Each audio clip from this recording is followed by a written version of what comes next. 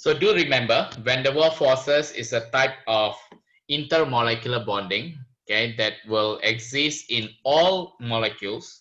Okay, all molecules will have van der Waals forces. And to be exact, okay, if you have non-polar molecules, okay, non-polar molecules, so the non-polar molecules only have, okay, van der Waals forces, okay, only have van der Waals forces, okay, between them. Okay, one example of a non-polar molecule will be Cl2. Okay, so if I have another Cl2, the bonding between them, okay, is going to be the van der Waals forces only. Now, if I want to actually compare Cl2, okay, with Cl2, and if I want to compare, okay, Br2, okay, and Br2, and I want to compare with I2 and I2, okay. In order to compare this, okay, it's very important to look at the boiling point. Okay, it's very important to look at the boiling point because the intermolecular bonding has they have a very good relationship when it comes to boiling point. Okay, because that explains about the boiling point. So I just want to actually identify over here. Okay, which one do you think have a higher boiling point? Iodine or chlorine?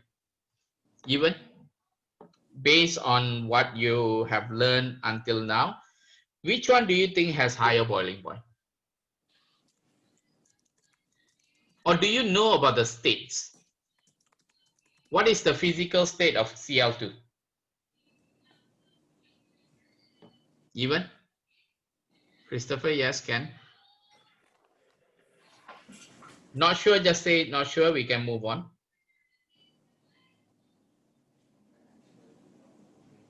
Sharon, what is the physical state of chlorine?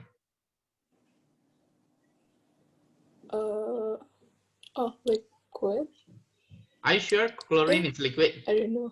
I forgot. Whenever when we say about chlorine or something, when it comes in a sentence in chemical question or something, is it chlorine gas or chlorine liquid? It's always gas, right? So we always actually see them in form of gas. Okay. Now, bromine, okay, bromine, even though we always say bromine gas or something, but bromine, okay, the physical state is going to be liquid. And iodine, okay, the physical state, okay, is going to be solid. Okay, this is going to be, we are talking about at room temperature. It means, let's say I'm talking about 25 degrees Celsius. Okay, at 25 degrees Celsius, this is going to be the physical states of chlorine, bromine, iodine. And of course, if you go further up, okay, we do have F2 and we do have F2. Okay, so F2, is also gas. Okay, now what can you say about, okay, when you go down, it means they tend to actually change into solid. Okay, they tend to change into solid. So what can I say when going down a particular, like in this sequence, when I go down, what can I say about the boiling point? Is the boiling point increasing or decreasing? Increasing. Yeah, Giuliano, again. Giuliano, give your answer. Yeah, increasing. Increasing. Can you explain why, Giuliano? Based on this information, how do you came about with boiling point is increasing? Yeah, the bottom one is the solid. Yeah, it means if boiling point must be higher than 25, right? Then only, like, it means, yeah, in order to actually reach into gas, okay, it means 25 degrees. If you look at it, it's like this. If this one is a line, and then this is going to be my boiling point, and then we also have a melting point. Okay, imagine you have any kind of temperature. If you have a temperature somewhere here, okay, a temperature somewhere here, it means higher than melting point, lower than boiling point. It means you already melted, you haven't boiled yet. Okay, you already melted, you haven't boiled yet, then it's going to be liquid. Okay, but if your temperature is somewhere here, okay, it means that you already melted, you already boiled, so of course it's going to be gas. Okay, but if you're, let's say you are below the melting point, okay, if you are below the melting point, it means you haven't melted yet, so it means you are still solid. Okay, so if I actually represent this to this 25 degrees, okay, this is going to be 25 degrees, and then I want to know whether, okay, whether this one is solid, liquid, or whatever. Okay, if let's say I have, for example, I2 is going to be solid. Okay, so it means that at 25 degrees, okay, when they are solid, it means they are way lower. Okay, it means they are the kind of how to actually put it, it's like kind of when you want to actually change into gas. Okay, like for example F2 and Cl2, when I say gas, it means that at 25, okay, it means that for F2, if this one is going to be the boiling point, okay, it's the boiling point for F2 and Cl2, okay, it means that 25 is above the boiling point of F2 and Cl2. So therefore, they are already boiled and they become gas. Okay, it means F2 and Cl2, they are already gas. Okay, the boiling point is lower than 25. Okay, for F2 and Cl2. Now, when for Br2 and I2, okay, Br2 is still liquid. Okay, it means that at 25, okay, Br2 is still liquid, so boiling point, okay, must be higher than 25. The boiling point for Br2 must be higher than 25 because they are still in liquid. Can you understand this? So if I actually put it, okay, now I know that the boiling point of F2 and Cl2 is lower than 25. Okay, so lower than 25, so I just put F2 and Cl2, boiling point is lower than 25. Boiling point of Br2 I know is higher than 25. I just put 25, higher than F2 and Cl2. And then of course when it comes to iodine, okay, iodine is solid, okay, haven't really melted yet. Okay, so of course the boiling point will be way higher than this. So the boiling point of I2 will be way higher like this. So if I just look over here, okay, I can say that, okay, when you look at the boiling point, okay, when you go towards I2, the boiling point is increasing. That's the reason why it is increasing over here. This is why I try to represent using a line. Yeah. So why this thing is happening? Okay, this one is happening because of this van der Waals forces of attraction.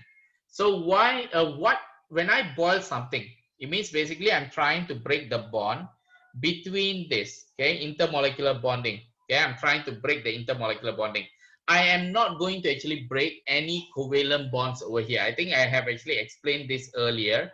Okay, let's say if it is you are covalently bonded to another person, you really love another person. Okay, let's say there's another couple. Okay, they also in love with another person. Okay, the bonding between them is very strong. Okay, so that is actually like okay, covalent bond. Okay, they are very strong.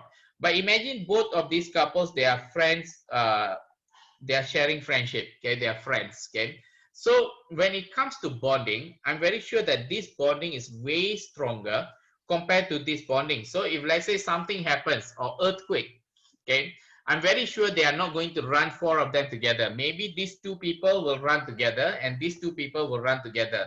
So where the friendship goes, the friendship will be broken.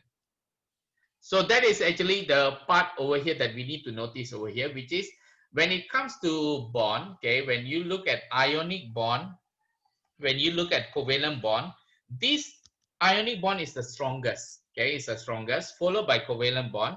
But when you compare with intermolecular bonding, all the intermolecular bonding are weaker compared to ionic and covalent. Okay, compared to ionic and covalent, they are way weaker. Okay, way weaker, and then they also have some kind of strength. Okay, the highest is going to be hydrogen bonding, followed by permanent dipole-dipole, and the weakest is going to be van der Waals forces. Okay, van der Waals forces of attraction is going to be the weakest. Why? Because they are temporary. Okay, why they are called temporary? Okay, we have discussed earlier. So if you have Cl2, okay, and Cl2, at any point of time, you take your phone camera or something like that, you take picture. Okay, we know that the electrons might actually stay at one place compared to another place. Okay, so we will say at that moment of time is delta negative and delta positive. Okay, but okay, what will happen? They will actually make, okay, this, let's say I actually bring the Cl2 over here, easier to show. Okay, if you have delta negative, okay, charges will repel. So I don't want the electron to be here. So what happens? They will push the electron to come over here at that moment of time. Okay, so you have delta positive, you have delta negative. So there will be some sort of interaction over here between delta negative and delta positive. But do remember, this interaction only lasts for that time. Okay, for that time when you take the picture. So the moment you take the picture for the second time, okay, that bond is going to be broken and you will have another bond. So it's a temporary bond. Okay, it's a temporary bond. It's like something like people in relationship, they love each other, but sometimes it's not so strong. Why? When they say they fight, they on and off, on and off, on and off. So it's much more easier to break the bond. Okay, it's much more easier to break the bond because it's not permanent. Okay, it's not permanent like permanent dipole-dipole. So it's temporary. Any kind of temporary bond is definitely going to be weak. So that explains why, okay, van der Waals forces is a very weak forces of attraction. Okay, and it appears for not only polar, non-polar molecules, it applies for everyone. Okay, applies for all the types of molecules that you have. But okay, when it comes to these examples, I want to highlight, if you have more electrons, okay, we know that when you go down the group, you have more shells, more electrons, okay. What happens is if you have more electrons, just imagine if I put the electrons in form of E, if you have one electron over here, let me make it brighter. If you have one electron over here, okay, they might have two electrons here, three electrons here, four electrons here. Okay, so what happens over here is you will have negative, negative, negative, negative, negative, negative, negative, negative, negative. Okay, it means that when you have the bonding with the more negative and more positive, that bonding will be much more stronger compared to less negative and less positive. You get the idea? So it means if you have a bigger positive and a bigger negative, the bonding will be stronger. If you have a smaller negative and a smaller positive, the bonding is going to be weaker. So that actually goes for this. F2 is a small molecule, okay, less electron. Cl2 is a bigger molecule with more electrons. I2 is the biggest, okay, with a lot of electrons. Therefore, we can say the van der Waals forces over here, if you compare with the van der Waals forces over here, this van der Waals forces is going to be the strongest forces over there. Okay, it's really strong, okay, really muscular, okay, but this one is going to be quite weak, okay, very weak. So what happens over here is, okay, when you have more electrons, okay, more electrons, you have stronger van der Waals forces. But if you want to remember, okay, the best way to remember is if the size is bigger, okay, when size is bigger, generally it's because a lot of shell.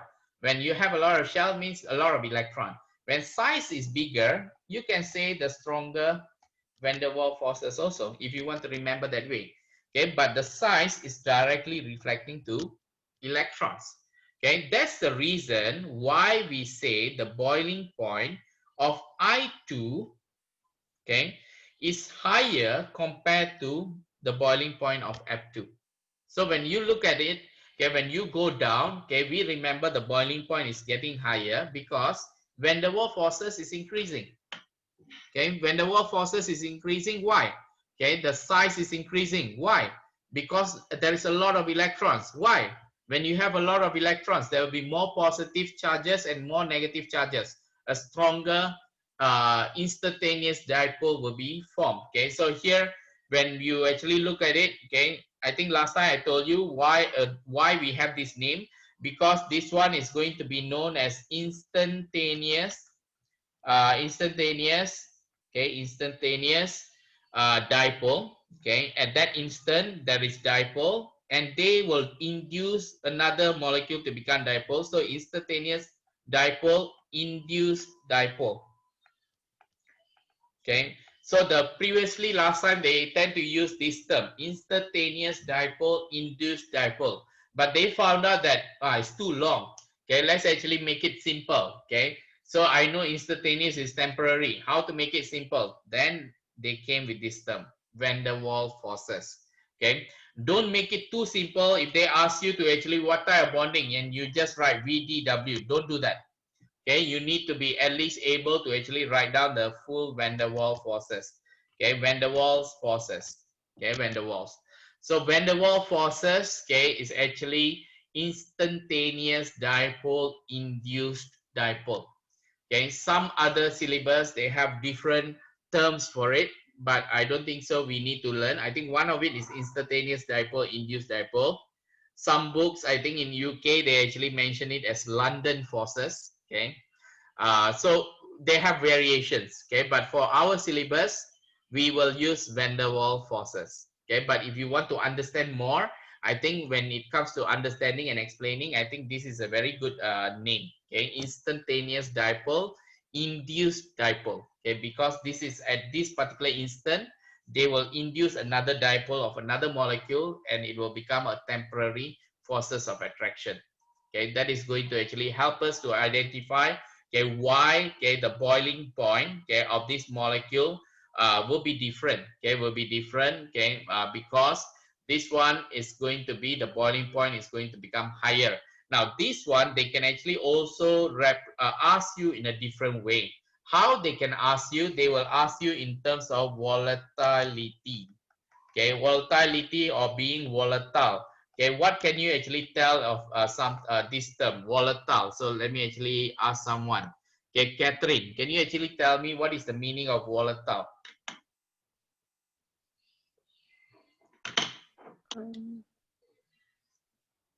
It's dangerous. Again. Catherine, repeat again. It's dangerous. Dangerous. No. Ryan, what do you understand by Temporary. volatile? Yep. Temporary. Temporary, volatile. Okay lah, but I think still not near yet. Thompson, what do you understand by the term volatile? Unstable. Again? Unstable. Not stable. Less stable. I think that's the best answer over here. Okay, less stable. So let's actually look at some other answers. Frederick, what do you understand about volatile? Volatile, is it has a high pH value? No. Okay, it's not actually high pH value. So volatile means it's actually, I think when I asked some examples just now, I think the best that I can actually accept for when it comes to chemistry, maybe it's less stable. I think it's kind of matches to what I'm trying to say. Okay, volatile. Can you actually give me one example of chemical that you think will be volatile? Thompson, since you came with less stable, can you actually tell me a chemical that is you think is volatile? Polonium, radium, is it volatile? Give me again. Your audio is not so clear. Radium. Polonium. Radium. I think let's actually focus on something simple here. Okay, one of the volatile compound that we say is actually alcohol. Alcohol is actually volatile. Okay, when you have ethanol on your hand, okay, even if I actually have ethanol liquid on your hand, what happens? What do you think will happen? It's solidified. Ah, how come even? Okay, when I have ethanol, I put on your hand, it becomes solid. Yeah. I don't know, sir, because you say it's unstable, right? Just imagine ethanol or Dettol or something like anything that contains alcohol or something that contains alcohol. I do not know which one. Anything that has alcohol and you put it on your hand. I think maybe girls can answer this better. Maybe Michelle. What happens when I put something that has alcohol on your hand?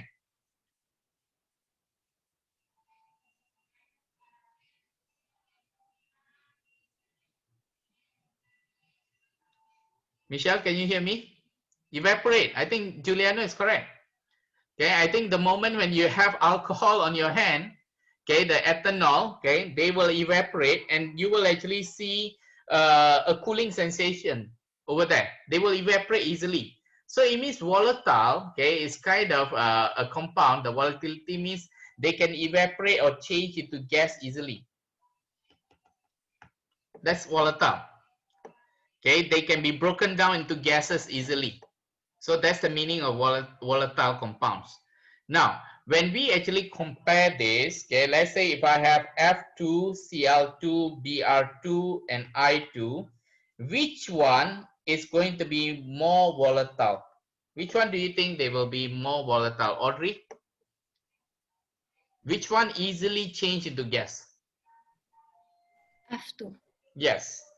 Okay, so when you go down the periodic table, down the group, okay, what can you say about volatility? Decreases or increases? Sharon? Decreases. Yes. Less. Yeah, correct. This is going to be more volatile, less volatile, so volatility is going to decrease. Okay, very important. Okay, they actually ask you about this. Okay, this one is involving, okay, volatility. Okay, volatility. Now, I want to also teach you, okay,